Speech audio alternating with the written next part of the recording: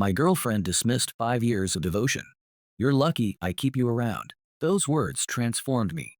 Secretly dismantling her career and life, I rebuilt my own in Chicago. Was my choice too far?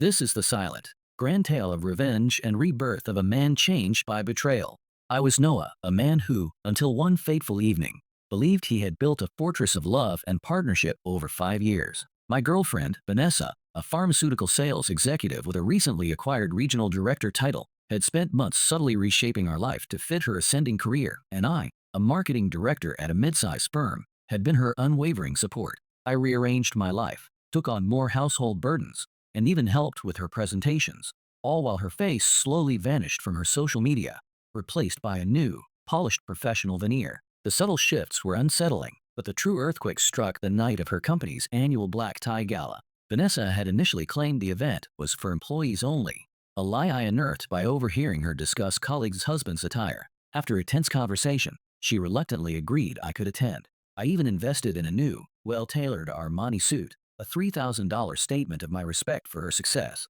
The gala was everything one might expect: an upscale hotel, an open bar, gourmet catering. I was navigating the room, making pleasant conversation, while Vanessa, radiant in a designer dress I'd never seen, worked her network. Then, her division VP, Graham, approached us, his hand extended toward me, a smile on his face as he said, "So, you must be the roommate Vanessa mentions." The world tilted. I waited, my champagne glass frozen halfway to my lips, for Vanessa to correct him, to introduce me as her partner of 5 years, her boyfriend, Noah. Instead, she nodded, a casual dismissal that cut deeper than any insult. "Yes, Noah and I share an apartment downtown.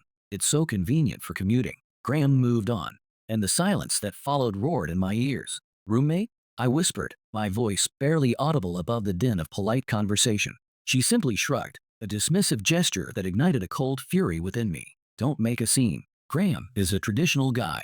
He values family and thinks workplace relationships are unprofessional. My logic, my argument that we didn't work together, that a committed relationship wasn't unprofessional, was met with a hissed, "You don't understand corporate politics." For the next 2 hours, the word roommate became my identity, or I was simply Noah, a nameless accessory to her professional facade. Each introduction chipped away at my patience, at my very sense of self. By the time we arrived home, our rational conversation was a fragile hope I clung to. "What was that about?" I asked, my voice strained, as she kicked off her heels. "5 years together, and I'm suddenly your roommate?" She sighed dramatically, as if I were a petulant child. "It's not personal, it's professional. My relationship status isn't relevant to my career." "Not relevant? You invited me to a partner's event." I counted. "I invited you because you kept pushing the issue." She poured herself a glass of wine, not offering me one. Then, the words that would irrevocably alter the course of my life, spoken with a chilling indifference. "Honestly, you should be grateful I keep you around at all. Let's be real. Noah, I'm on track to make senior leadership in 2 years. My career is taking off. Meanwhile, you're—" she gestured vaguely, contemptuously. "Comfortable?" I reminded her. "I'm a director at my company. I make 6 figures. I've supported every career move you've made." She rolled her eyes. "Your company has what? 50 employees? Mine has 20,000. You're a big fish in a puddle. Face it, you're lucky I've kept you around. Most women in my position would have upgraded by now." Her words struck me like a physical blow, reducing 5 years of shared life to a charitable act she was bestowing upon me. In that moment, something shifted within me. My outrage solidified into a chilling resolve. I could have fought, argued, pleaded my worth. Instead, I chose a path of quiet, devastating agreement. "You're right," I said quietly, the words tasting like ash. "I haven't been appreciating your success properly. I'm sorry." My sudden capitulation disarmed her. Confusion, then satisfaction, spread across her face. "Well, I'm glad you understand." "I do now," I assured her, the lie a cold comfort. "It won't be an issue going forward." She seemed pleased. We went to bed, a vast, silent chasm already opening between us. She left early for a breakfast meeting, still wearing the diamond earrings I'd given her for our 4th anniversary, oblivious to the storm gathering in my heart. The moment her car pulled away, I began to execute the plan that had solidified in the sleepless hours of the night. The moment her car pulled away, I began to execute the plan that had solidified in the sleepless hours of the night. My first objective was documentation, a crucial step for any strategic withdrawal. With a methodical precision that belied the turmoil within, I moved through our apartment, capturing photographic evidence of every item I had purchased. My focus wasn't on possession, but on proof. I photographed the lease agreement, clearly showing both our names, but making sure to highlight the line detailing the security deposit I had exclusively paid. Then, I meticulously compiled digital records. Bank statements illustrating my consistent contributions to our joint expenses, screenshots of monthly transfers that covered a substantial 70% of our rent and utilities, a testament to my puddle of a company that nonetheless paid me quite well. This was more than just gathering proof of payment. It was a systematic chronicle of my silent, undervalued contributions to a life Vanessa now so casually dismissed. It was irrefutable evidence that I was far more than a mere roommate. Next, I initiated a series of crucial calls. The first was to my bank. This wasn't merely about closing joint accounts. It was about disentangling our interwoven financial lives. I requested a complete financial audit of our 5-year relationship, demanding a detailed record of every shared expense, every vacation trip, every significant gift exchanged. My goal was to establish a clear, documented history of financial interdependency that Vanessa had so blithely disregarded. This audit, I knew, would lay bare the extent of my financial commitment, transforming abstract contributions into concrete figures she could not deny. The second call was to my lawyer. While we weren't married, our lives were legally intertwined in ways Vanessa had likely overlooked. We had shared investments, real estate interests, and a joint ownership agreement for a cherished vacation cabin upstate. These were not minor entanglements. They were complex legal ties that required expert untangling. My lawyer, a shrewd professional, listened patiently as I recounted the evening's events, his initial surprise quickly giving way to a focused determination. He assured me he would begin the process of reviewing our agreements, preparing for what I knew would be a meticulous and potentially contentious separation of assets. My third call was to my boss, but with a different purpose. 6 months prior, I had been offered a dream position at a major firm in Chicago, an opportunity that would have nearly tripled my current salary. I had declined it, prioritizing Vanessa's burgeoning career and our life together in our current city. Now, with a cold certainty, I called to inquire if that opportunity was still available. The conversation was brief but pivotal. To my quiet satisfaction, the offer, or at least a similar one, was still on the table. This wasn't just a contingency plan. It was a reclaiming of my professional destiny, a direct consequence of her betrayal. I would not merely exit her life. I would ascend to a new one, far beyond the puddle she imagined me in. By noon, the wheels of my meticulously formulated plan were in motion. Then came the physical act of departure. I packed with an efficiency born of cold detachment, not anger. Every item was assessed. Was it unquestionably mine? Clothing, personal effects, cherished family heirlooms. These went into boxes. Anything we had purchased together, any item that could even vaguely be considered a gift to her, remained. The emotional sentiment that once guided our shared acquisitions was now replaced by a stark, legalistic assessment. I had, in fact, contacted a moving company the night before, while Vanessa slept soundly beside me, completely unaware. Need to move out while my ex is at work tomorrow, was all I'd needed to say. They'd heard it before. The premium for next-day service was steep, but at this point, every penny was worth the swift, clean execution of my exit. The movers arrived precisely at 1 o'clock. Their presence was a quiet, efficient ballet of dismantling. By 3, the apartment bore a haunting resemblance to a forgotten stage set, half empty. My home office, once a sanctuary of productivity, was gone. The elegant living room furniture I'd brought from my previous apartment, gone. The expensive entertainment system I'd painstakingly assembled, gone. The original artwork I'd collected, pieces that once brought warmth to our walls, gone. Even the fridge and the washer-dryer combo, practical investments I'd made when we first moved in, were methodically removed. What remained were gaping holes, like missing teeth and a once perfect smile, amidst the scattered remnants of Vanessa's decorative choices and her clothing. I left behind our bed. She could keep that solitary memory. The kitchen table she had picked out, her extensive wardrobe, the trinkets she'd selected, these were her inheritance. On the now stark kitchen counter, I left a single, unadorned note. My final, precise communication. Good luck paying rent, roommate. I've covered my half through the end of the month. The words, simple and direct, were a chilling echo of her own casual cruelty. A symbolic item that would, I knew, resonate far more profoundly than any angry outburst. I didn't just move out. I moved on, with a plan far more encompassing than mere physical departure. The systematic unraveling of her carefully constructed life had only just begun. What I didn't know then was that Vanessa had been living a double life, far beyond merely introducing me as her roommate at a single work event. The true depth of her deception was about to be revealed, adding a devastating new layer to my carefully calculated exit. Later that afternoon, as I was checking into a temporary hotel, my phone buzzed with a call from an unknown number. It was Graham, Vanessa's division VP. "Noah, this is awkward, but are you and Vanessa still together?" His question, and the fact that he possessed my personal number immediately put me on alert. I asked how he'd gotten it. "You gave me your business card at the gala," he explained, "said to reach out if we ever needed marketing consultation.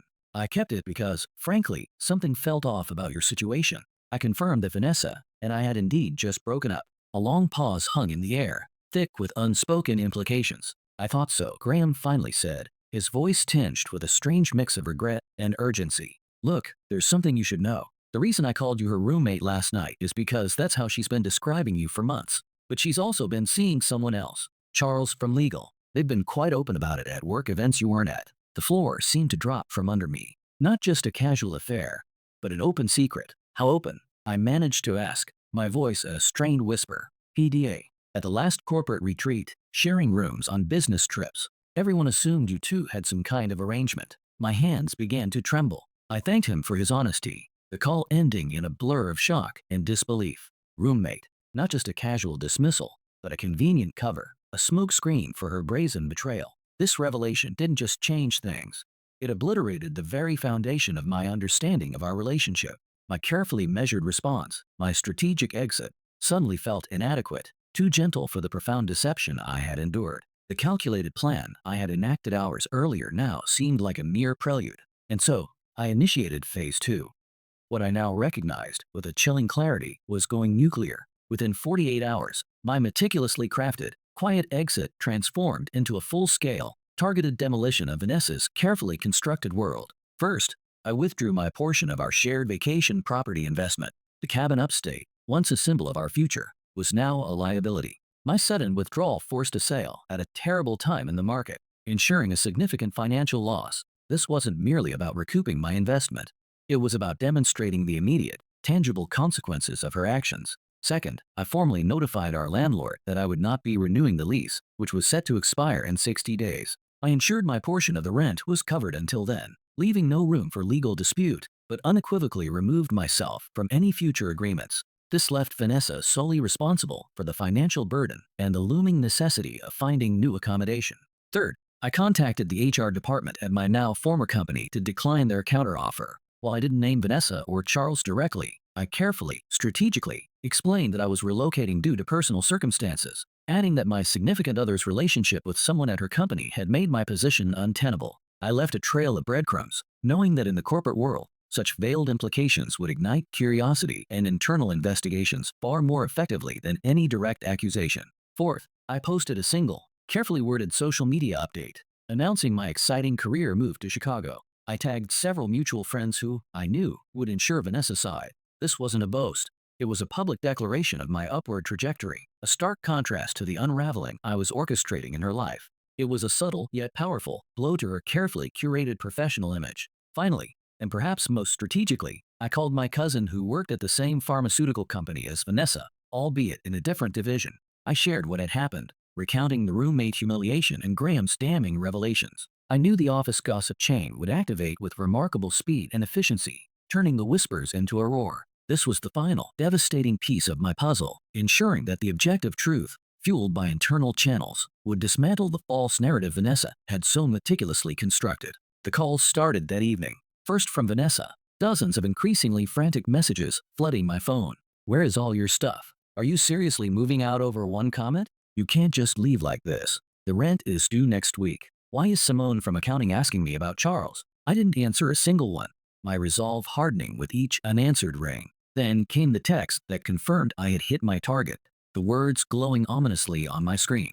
"They're investigating me and Charles for non-disclosed workplace relationship violations. What did you do?" Still, I remained silent. By day 3, her tone had shifted completely, morphing from indignant anger to desperate pleading. "Noah, please. I'm sorry. What I said was horrible. You were never just a roommate. Please call me back." I didn't. By week's end, my new life in Chicago was rapidly taking shape. I had signed the contract for my new, significantly elevated position at a major firm, putting a definitive end to my big fish in a puddle existence. A deposit was placed on a beautiful lakefront apartment, a fresh start overlooking a vast, serene expanse. My car was packed, ready for the cross-country drive that symbolized not just a physical relocation, but a complete break from the past. It was then, through the ubiquitous network of mutual friends, that I received the updates I had, in a way, been anticipating.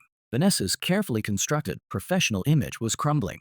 she had been placed on administrative leave, pending the investigation into her undisclosed workplace relationship. Charles, it turned out, had aggressively claimed she pursued him, providing text exchanges to save his own skin.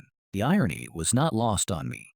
Her calculated manipulation of others was now her undoing. The cabin we had once bought together, a shared dream, had sold at a significant loss. My calculated withdrawal had not only forced the sale, but ensured her portion was hit hardest, incurring substantial penalties. The landlord, swift to act, had already listed our apartment for new tenants, leaving Vanessa scrambling to find new accommodation.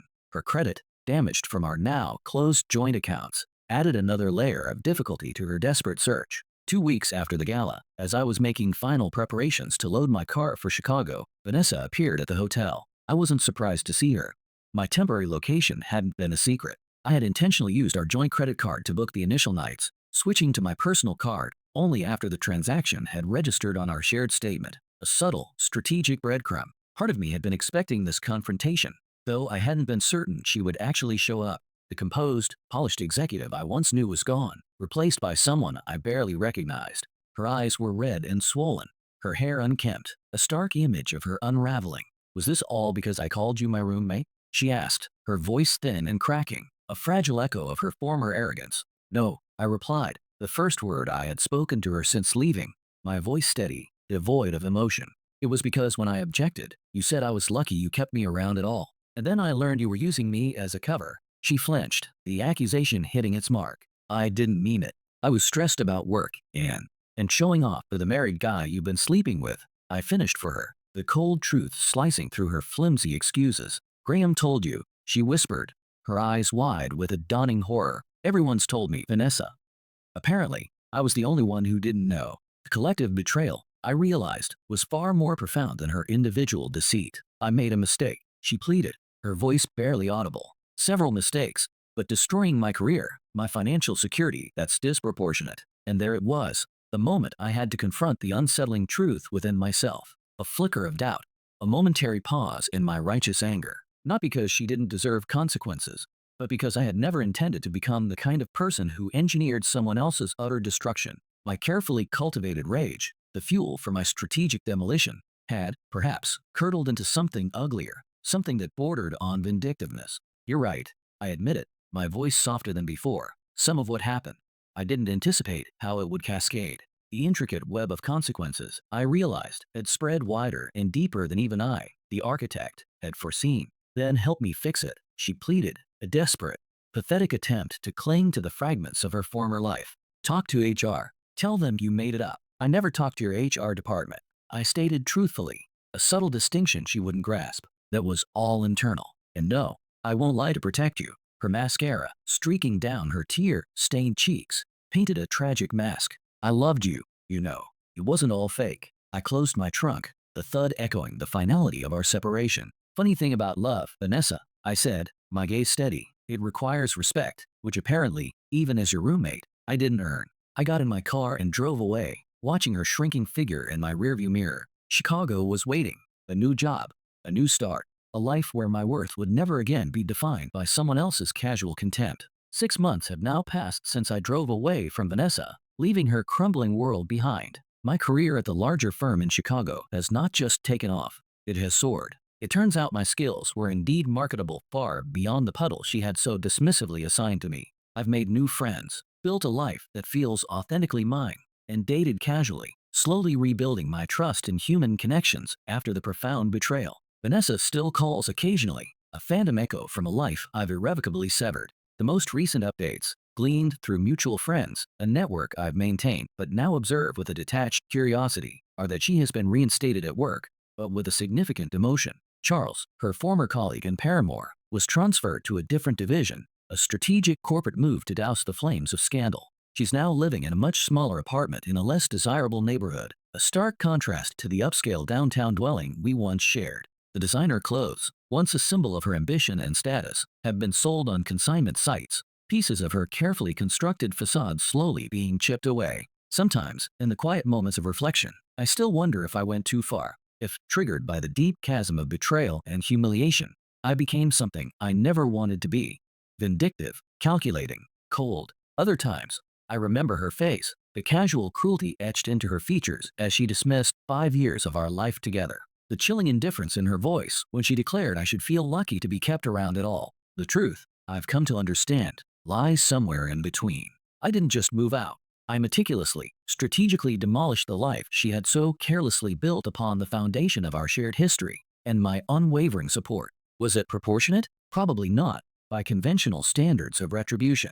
Was it what she deserved? I'm still not entirely sure, a lingering question that hovers at the edges of my new tranquility. What I do know is this: I will never be anyone's roommate again, and if that $3,000 Armani suit, once a symbol of my respect for her, now a quiet reminder of my own rediscovered self-worth, taught me anything, it's that sometimes the price of self-respect is extraordinarily high, but it is, without a shadow of a doubt, worth every single penny. My life, now built on a foundation of integrity and self-worth, is a testament to that undeniable truth. The lingering question of disproportionate response, was it vindictiveness or deserved consequence, led me to a deeper, more analytical self-reflection, a habit I'd honed as a marketing strategist. I've had ample time now to dissect my actions, much like reviewing a complex campaign after its conclusion. To those who suggest I went too far, I concede the point, but with a crucial caveat. Yes, the cascade of consequences was far grander than my initial intention, which was simply to exit her life with my dignity and financial standing intact. My objective was a clean, strategic withdrawal, not a full-scale torpedoing of her entire career. However, the true devastation was ultimately engineered by Vanessa herself. Some outcomes, like the forced sale of the cabin and the struggle with rent, were natural, albeit harsh, results of our immediate financial separation. The final, career-ending blow, the administrative leave and investigation, was a direct result of her undisclosed workplace relationship and Charles' self-serving testimony, all exposed by the internal mechanisms of her own corporate environment. Mechanisms I merely nudged into motion. Her own actions were the explosive charge.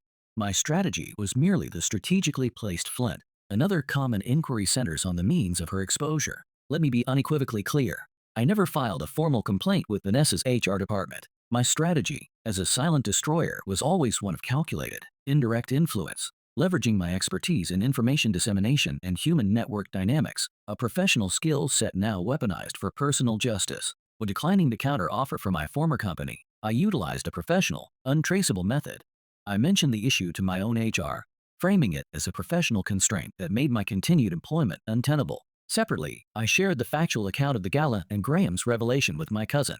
This was the strategic deployment of the objective truth into a closed system, the company's internal gossip chain. The subsequent investigation was a purely internal action, the natural, unavoidable consequence of corporate policy and the rapid activation of the office grapevine. It was a self-correcting mechanism of objective justice, triggered by the weight of truth itself, not by a formal, emotional accusation from me. Finally, the question of communication. Why not just talk to her? The answer, I realize, is the core justification for my entire response. I did attempt to talk to her. In the entryway of our apartment, immediately following the gala, I sought a rational, adult conversation about the humiliation I had just endured. Her response, delivered with a casual cruelty that still chills me, was not a defense or an explanation, but a declaration of superiority.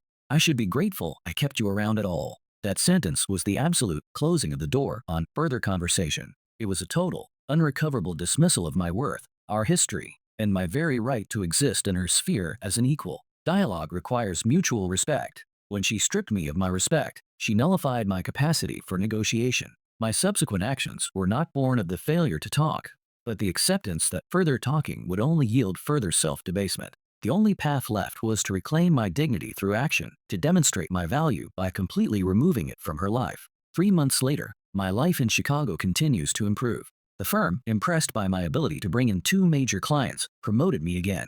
I started seeing someone new, a corporate attorney who, in a refreshing contrast to Vanessa, introduces me as her boyfriend without hesitation. Our relationship is still new, but there's a lightness and mutual respect that I hadn't realized was missing for so long. Trust, of course, doesn't come easy after such a profound betrayal, but I'm taking things slowly, building on a foundation of honesty and genuine connection.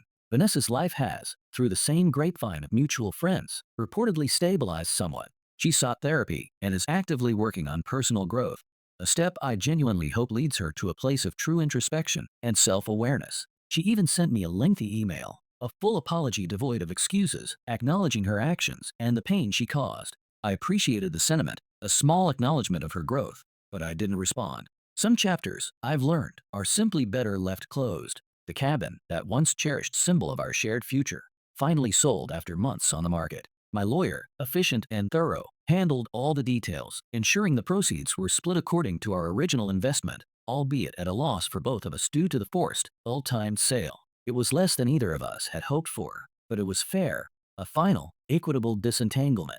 Looking back, I realized that blame is rarely a one-sided affair. We both caused damage. She, with her betrayal, and I, with my calculated, devastating response. The difference, I believe, is my ability to acknowledge my part in it, to critically examine the path I took, even if it led to an outcome I hadn't fully intended. That, I suppose, is growth. The initial satisfaction of revenge faded quickly, leaving behind a hollow emptiness. What truly feels good, I've discovered, is the act of rebuilding, of moving forward, and of finally realizing that my worth was never dependent on someone else's validation all along. It's about creating a life where I am not just a survivor, but an architect of my own happiness, a life truly defined by self-respect.